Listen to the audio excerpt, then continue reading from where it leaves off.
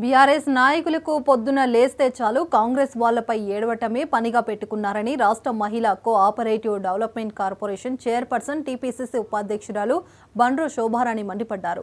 హైదరాబాద్లోని గాంధీ భవన్లో ఆమె మాట్లాడారు. గత బీఆర్ఎస్ ప్రభుత్వ హయాంలో గురుకులాలు అధ్వానంగా మారితే తమ ప్రభుత్వం వచ్చిన తర్వాత బాగు చేస్తామని చెప్పారు. కేసీఆర్ పాలనలో 900 మంది విద్యార్థులు చనిపోయారని ఆరోపించారు.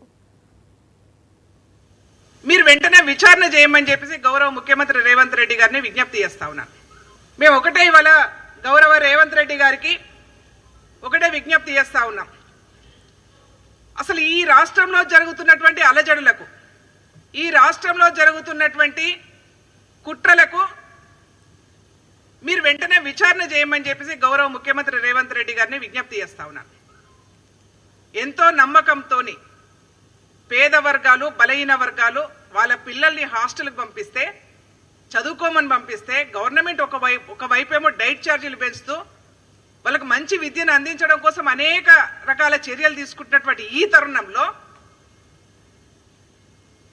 మాకు ఒక డౌట్, అనుమానం కలుగుతా ఉంది. ఏంటంటే దీని వెనుక ఒక కుట్ర దాగి ఉన్నది. లగచర్ల సంఘటన అయితేంది, దిలావర్పూర్లో జరిగినటువంటి ఆందోళన అయితేంది, హాస్టల్లో జరుగుతున్నటువంటి ఫుడ్ పాయిజన్లో వెనుక అయితేంది, ప్రతి దాని వెనుక టీఆర్ఎస్ బీఆర్ఎస్ పార్టీ యొక్క కుట్ర దాగి ఉన్నది. దానికి కారణము ఇవాళ మనందరికి కూడా తెలుసు.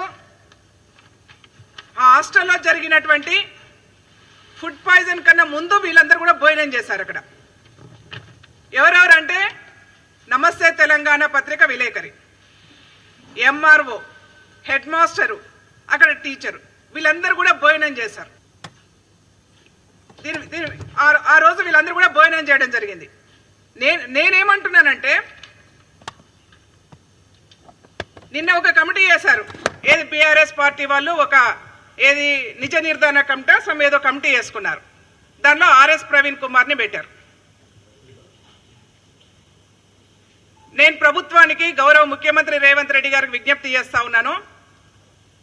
కేటీఆర్ గారి కనుసన్నల్లో బీఆర్ఎస్ పార్టీ ఆర్ఎస్ ప్రవీణ్ కుమార్ కనుసన్నల్లో ఈ కుట్రలు జరుగుతూ ఉన్నాయి. హాస్టళ్లలో జరుగుతున్నటువంటి ప్రతి కుట్ర వెనుక ఆర్ఎస్ ప్రవీణ్ కుమార్ యొక్క హస్తం ఉన్నది. దయచేసి గౌరవ ముఖ్యమంత్రి గారు మీరు వెంటనే విచారణ చేపట్టాలి. లేకపోతే అనేక మంది విద్యార్థులు వీళ్ళ యొక్క అధికార దాహానికి బలైపోయే అవకాశం ఉంటుంది.